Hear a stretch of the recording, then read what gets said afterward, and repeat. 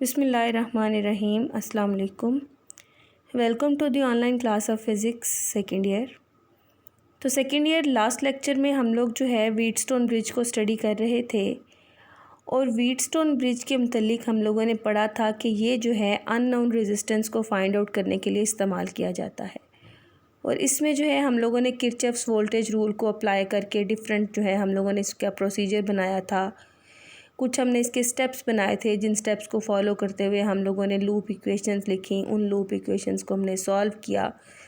हमारे पास एक final formula आया जो कि रेजिस्टेंसेस की फॉर्म में था और उस फार्मूला से हम लोगों ने देखा कि किस तरह से जो है हम लोग कोई भी अननोन रेजिस्टेंस फाइंड आउट कर सकते हैं इन अ ब्रिज टाइप अरेंजमेंट। आज हम लोगों ने एक नई डिवाइस के मुतालिक पढ़ना है विच इज़ पोटेंशियोमीटर। पोटेंशियोमीटर की बात करने से पहले हम कुछ और डिवाइसेस की बात कर लेते हैं या एक ऐसी डिवाइस की बात कर लेते हैं जो कि आप लोग मैट्रिक लेवल में भी पढ़ चुके हो, जिसका नाम है वोल्ट मीटर।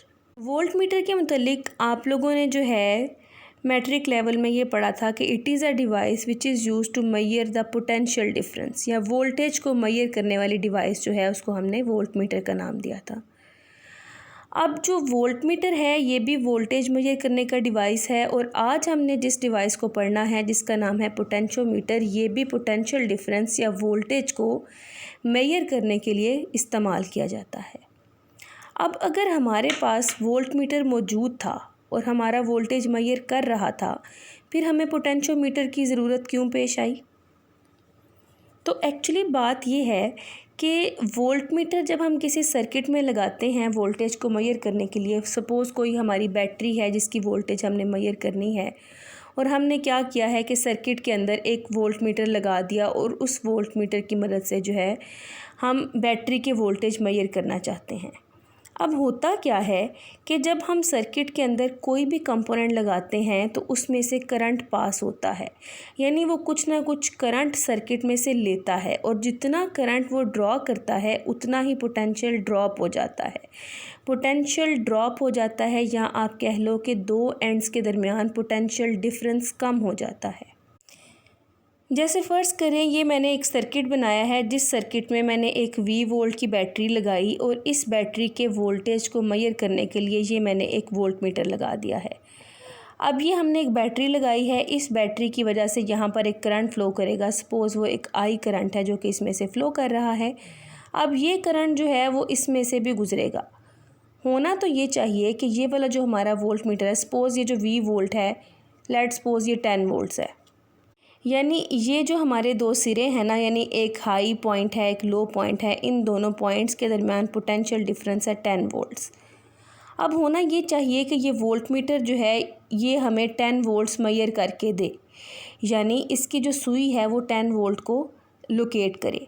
लेकिन होता ये है कि इसमें से ये जो हमारा वोल्ट मीटर है इसमें से कुछ करंट फ़्लो करती है, डेफिनेटली फ़्लो करेगी तो ही जो है हमारा ये वोल्ट मीटर रिस्पॉन्ड करेगा। अब जितना इसमें से करंट फ़्लो कर गया है उतना ही इसके अक्रॉस वोल्टेज जो है वो कम हो जाता है, पोटेंशियल डिफरेंस जो है वो कम हो जाता है। तो हमारा जो वोल्ट मीटर है वो एग्जैक्टली 10 वोल्ट्स मेजर नहीं करेगा बल्कि कुछ वैल्यू ड्रॉप कर देगा, जितनी इसमें से करंट फ़्लो कर गई थी उसके बराबर की इसमें वोल्टेज की वैल्यू जो है वो कम हो जाएगी। और ये हमारा जो वोल्ट मीटर है ये वोल्टेज की एग्जैक्ट वैल्यू को मेजर नहीं करता, क्योंकि ये सर्किट में से कुछ ना कुछ करंट ले लेता है। हम जितनी भी इसकी रेजिस्टेंस हाई रखें उसके बावजूद भी मामूली सा करंट जो है वो इसमें से गुज़र जाता है। आमतौर पे हम वोल्ट मीटर की रेजिस्टेंस बहुत ज़्यादा हाई रखते हैं ताकि ये सर्किट में से ज़्यादा करंट ड्रॉ ना करे और जो भी हमारी वोल्टेज की वैल्यू थी उनको एग्जैक्ट मेजर करे। लेकिन हम जितनी भी हाई रखते हैं फिर भी मामूली मिकदार में करंट फ़्लो कर जाता है और जितना करंट फ़्लो करेगा उतना हमारा पोटेंशियल कम जो है वो मेजर होगा, या उतना ही हम कह सकते हैं कि पोटेंशियल ड्रॉप हो जाएगा। तो ये है वोल्ट मीटर का ड्रॉबैक कि वोल्ट मीटर जो है ये वोल्टेज की एग्जैक्ट वैल्यू को मेजर नहीं करता। तो वोल्टेज की एग्जैक्ट वैल्यू को मेजर करने के लिए हमारे पास दो डिवाइसेस हैं। तो टोटल जो है वोल्टेज को मेजर करने के 3 डिवाइसेस हैं। एक है कैथोड रे ऑसिलोस्कोप, दूसरी है वोल्ट मीटर और तीसरी है पोटेंशियोमीटर, जिसको हमने आज स्टडी करना है। अब वोल्ट मीटर की तो हमने अभी बात कर ली कि वोल्ट मीटर क्यों इतना यूज़फुल नहीं है, क्योंकि ये वोल्टेज की बिल्कुल एग्जैक्ट वैल्यू मेजर नहीं करता, बल्कि कुछ पॉइंट्स जो है वो कम वैल्यू को मेजर करता है जितना इसमें से करंट फ्लो कर गया। इसलिए हमारी कोशिश होती है कि हम वोल्ट मीटर के रेजिस्टेंस को ज़्यादा से ज़्यादा रखें ताकि कम से कम करंट इसमें गुजरे और ये ज़्यादा से ज़्यादा वोल्टेज जो है उसको मेजर करे। दूसरी डिवाइस है cathode ray oscilloscope. Cathode ray oscilloscope जो है ये हम नेक्स्ट आर्टिकल्स में इसको तफसील से पढ़ेंगे। ये डिवाइस भी जो है ये भी वोल्टेज को एग्जैक्टली मेजर करती है, लेकिन ये हमारे लिए इतनी फ़ायदेमंद इसलिए नहीं है क्योंकि ये बहुत एक्सपेंसिव डिवाइस है, बहुत महंगी डिवाइस है। तकरीबन ये 50 to 60,000 में एक ऑसिलोस्कोप आती है। तो ये हमारे लिए जो है एक्सपेंसेस के लिहाज से इतने यूज़फुल नहीं है। अब तीसरी डिवाइस जो बचती है वो है पोटेंशियोमीटर। पोटेंशियोमीटर जो है ये वोल्टेज को एग्जैक्टली मेजर भी करता है और ये बहुत ज़्यादा एक्सपेंसिव भी नहीं है, यानी ये हमारे लिए हर लिहाज से सूटेबल है। इसलिए जो है हम पोटेंशियोमीटर को ज़्यादा इस्तेमाल भी करते हैं जहाँ पर हमें एग्जैक्ट वैल्यूज़ को मेजर करना हो। और भी इसके कुछ यूजेस हैं जिनको हम नेक्स्ट जाकर देखते हैं। अब हम बात कर लेते हैं कि पोटेंशियोमीटर किस तरह का होता है, यानी हम इसको किस तरह से कंस्ट्रक्ट करते हैं। ये तो हमें पता चल गया है कि पोटेंशियोमीटर काम क्या करता है। ये पोटेंशियल डिफरेंस को या वोल्टेज को या ईएमएफ को एग्जैक्टली करेक्टली मेजर करने के लिए इस्तेमाल किया जाता है। तो पोटेंशियोमीटर बेसिकली एक वायर है, एक लॉन्ग वायर है जिसको हम एज अ रजिस्टर भी इस्तेमाल कर सकते हैं। आपको पता है हमारे पास जितनी भी वायर्स हैं उन तमाम वायर्स की कुछ ना कुछ रेजिस्टेंस होती है। तो जो पोटेंशियोमीटर है ये बेसिकली वायर है। ये 400 सेंटीमीटर लंबी एक वायर है और जितनी इसकी रेजिस्टेंस है वो जो है लेंथ के डायरेक्टली प्रोपोर्शनल है। हम लोगों ने जो है रेजिस्टिविटी के आर्टिकल में पढ़ा था, resistance is directly proportional to length. ठीक है, तो जो जितनी ज़्यादा लेंथ होगी उतनी ही ज़्यादा रेजिस्टेंस होगी। तो ये जो है हमारे पास पोटेंशियोमीटर की वायर है। ए टर्मिनल जो है इसका स्टार्टिंग टर्मिनल है, बी टर्मिनल जो है इसका एंडिंग टर्मिनल है और ये जो हमारी वायर है इसके रेजिस्टेंस को हमने कहा ये कैपिटल आर है। और यहाँ पर हमारे पास एक स्लाइडिंग टर्मिनल सी होता है जो कि ए और बी के दरमियान लगी हुई वायर को, ये बेसिकली वायर है। चूँकि इस वायर की कुछ ना कुछ रेजिस्टेंस है इसलिए मैंने इसको रेजिस्टेंस की फॉर्म में बनाया हुआ है। ये एक सिंपल वायर है जिसका यूनिफॉर्म एरिया है, जिसकी एक लेंथ है और उस वायर की जो रेजिस्टेंस है उसको हमने यहाँ पर शो किया हुआ है। तो जो हमारा पोटेंशियोमीटर है ये बेसिकली एक वायर ही है और ये वायर जो है इस्तेमाल की जाती है पोटेंशियल डिफरेंस को मेजर करने के लिए। अब देखें जी, ए और बी टर्मिनल यानी स्टार्टिंग और एंडिंग टर्मिनल के दरमियान जितनी भी वायर है उस वायर की रेजिस्टेंस को हमने कह दिया है ये कैपिटल आर है। अब यहाँ पर हमने एक स्लाइडिंग टर्मिनल सी लिया हुआ है जो कि ए और बी के दरमियान स्लाइड कर सकता है ए से बी की तरफ। जब ये यहाँ पर ए पॉइंट पर होगा इसकी रेजिस्टेंस ज़ीरो होगी और जैसे जैसे यानी यहाँ पर रेजिस्टेंस जो है वो ज़ीरो होगी क्योंकि इस वक्त हम वायर की स्टार्टिंग पे है। जैसे जैसे हम ए पॉइंट से बी पॉइंट की तरफ मूव करते जाएंगे हमारा जो स्लाइडिंग कॉन्टैक्ट और ए टर्मिनल है इनके दरमियान की जो रेजिस्टेंस है वो ज़ीरो से लेकर कैपिटल आर तक वेरी करेगी। सपोज़ इस वक्त जो हमारा स्लाइडिंग टर्मिनल है वो इस पॉइंट पर है, तो इस वक्त ए और सी के दरमियान की जो रेजिस्टेंस है इसको हमने नाम दे दिया स्मॉल आर का। ठीक हो गया। अब हम जो है देख लेते हैं कि हमारे पास क्या वोल्टेजेस हैं। तो पोटेंशियोमीटर को इस्तेमाल करने के लिए सर्किट के अंदर यूज़ करने के लिए हमारे पास ये सर्किट जो है ये मेन और बेसिक सर्किट है इसका। इसमें हमारे पास ये एक बैटरी है जिसकी वोल्टेज को हमने ई कहा। ये बैटरी आप समझ लो कि इसकी डिज़ाइंड बैटरी है जो कि इस पोटेंशियोमीटर को करंट प्रोवाइड करती है। तो यहाँ पर हमने एक बैटरी ई लगाई है जिसकी वजह से इस पोटेंशियोमीटर के अंदर या इस वायर के अंदर एक करंट आई फ्लो करेगा और हमारा ये जो कंप्लीट वायर है, जिस कंप्लीट वायर के एंड टर्मिनल्स पे हमने ये वाली बैटरी अप्लाई की हुई है, इस कंप्लीट वायर की जो रेजिस्टेंस है वो आर है। तो हमारे जो वोल्टेज हैं वो ई हैं और इन ई वोल्टेज की वजह से आई करंट फ्लो कर रहा है और जो हमारा सर्किट है उसकी रेजिस्टेंस आर है। तो अकॉर्डिंग टू ओहम्स लॉ हमारे पास है V is equal to I R. तो इसको हम लिख लेंगे E is equal to I are.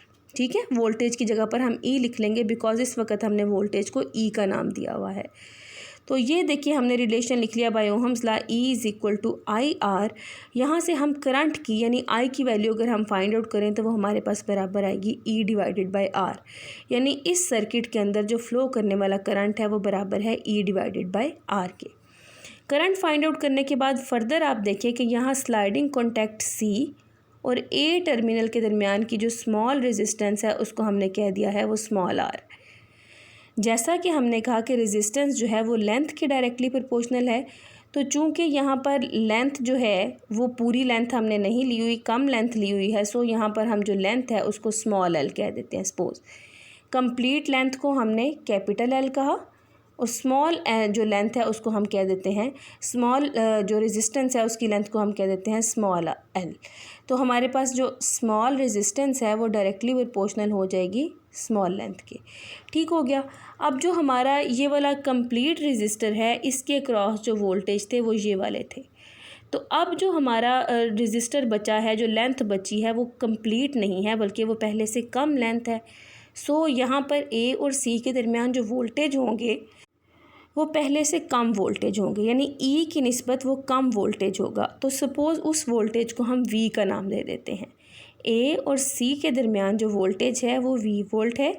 A और C के दरमियान जो रेजिस्टेंस है वो स्मॉल r है और इस जो हमारी वायर है उसमें फ़्लो करने वाला करंट I है जो कि हम फाइंड आउट कर चुके हैं। तो इतने पोर्शन में ये जो हमारा स्मॉल पोर्शन है, अब इसके अंदर हम अगर ओहम्स लॉ अप्लाई करें तो इसमें हमारी वोल्टेज है V, करंट है I और रेजिस्टेंस है R। तो ये हमारे पास हो जाएगा V is equal to I and small r। ये देखें जी हमारे पास V is equal to I multiplied by small r आ गया। इस I की जगह पर हमने ये जो करंट की वैल्यू फाइंड आउट की थी इसको हम यहाँ पर पुट कर देते हैं। तो हमारे पास ये बन गया है V is equal to E over R multiplied by small r।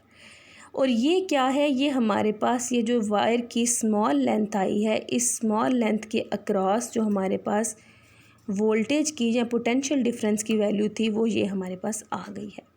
चलें जी, एक स्टेप हमने कर लिया। अब हमारा जो मेन काम है पोटेंशियोमीटर का, यानी जो मेन काम है वो है किसी भी बैटरी के वोल्टेज को मेजर करना। अब हम क्या करेंगे कि इस बेसिक सर्किट के अंदर उस बैटरी को इंसर्ट करेंगे जिस बैटरी की वोल्टेज को हमने फाइंड आउट करना है। तो वही सर्किट अगेन मैंने बना लिया है, सिर्फ एक फ़र्क है कि यहाँ पर अब मैंने एक बैटरी EX लगा दी है जिसकी वोल्टेज हमें मालूम नहीं है, जिसकी वोल्टेज को हम इस पोटेंशियोमीटर की मदद से फाइंड आउट करना चाहते हैं। अब ये जो बैटरी E है ना, ये इस पोटेंशियोमीटर के इंटरनल डिज़ाइन की बैटरी है, यानी ये इसके लिए नेसेसरी बैटरी है, इसकी वर्किंग के लिए हमें रिक्वायर्ड है ये बैटरी। जैसे ये वायर रिक्वायर्ड है वैसे ही हमें ये बैटरी भी रिक्वायर्ड है। और ये EX वो बैटरी है जिसके वोल्टेज को, जिसके पोटेंशियल डिफरेंस को हम फाइंड आउट करना चाहते हैं, जिसकी वोल्टेज जो है हमें मालूम नहीं है।